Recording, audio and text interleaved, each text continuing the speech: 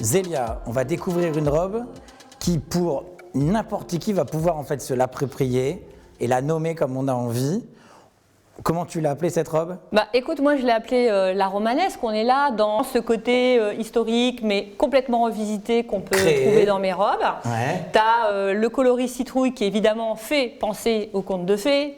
Voilà, totalement. On est dans un très joli jupon qui permet de danser, qui est très agréable à porter, avec un bustier, encore une fois, très pris, qui est en soie et en organza brodé. Tu vois, il y a des toutes petites très broderies joli. argentées, avec ce travail de manches qu'on appelait des manches à crever, qui te font penser aussi voilà, à la Renaissance, mais ça peut être les châteaux Les grands de Blois. dîners banquets. Ça peut voilà, l'idée c'est de penser au château, au romanesque, voilà, on n'est plus du tout dans le romantisme des premières toilettes, oui, oui. On est dans quelque chose, voilà, d'une femme, alors ça peut être aussi des femmes à la fois aussi plus carrées, qui en imposent, un peu comme on avait, voilà, et puis souvent si tu as le teint clair, un joli décolleté, ça, voilà, c'est quelque chose aussi qui pour les demi-saisons, parce qu'on parle pas souvent des mariages en automne et en hiver.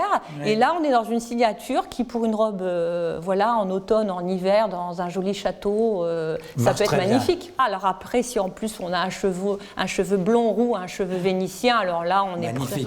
Voilà, c'est complètement à craquer. Mais ça peut aussi s'imaginer en version...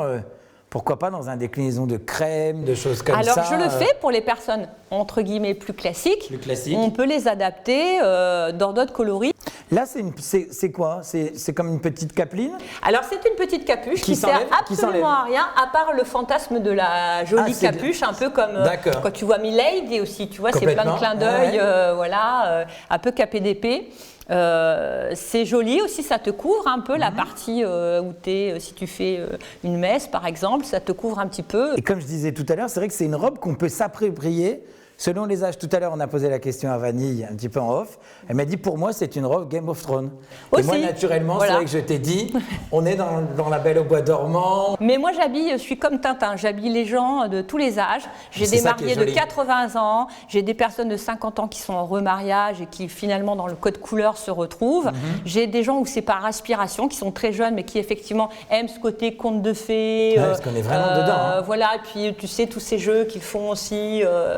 Exactement. Exactement. On est à la fois dans un mariage et on pourrait jouer pas mal de choses. Mais tu as beaucoup de gens qui veulent aborder le mariage comme une cérémonie aussi, un peu comme si c'était une boîte d'événementiel et qu'ils ont envie de se faire leur délire, entre guillemets. C'est ça. Moi, j'ai des clients... ça, c'est vraiment le thème poussé au maximum. Voilà, exactement. Moi, j'ai des personnes qui vont louer des chapiteaux de cire, qui vont dire, voilà, moi, je vais arriver comme une petite écuyère. Donc, voilà, on est dans les robes, ce qu'on appelle très thématiques chez moi. Complètement. Voilà.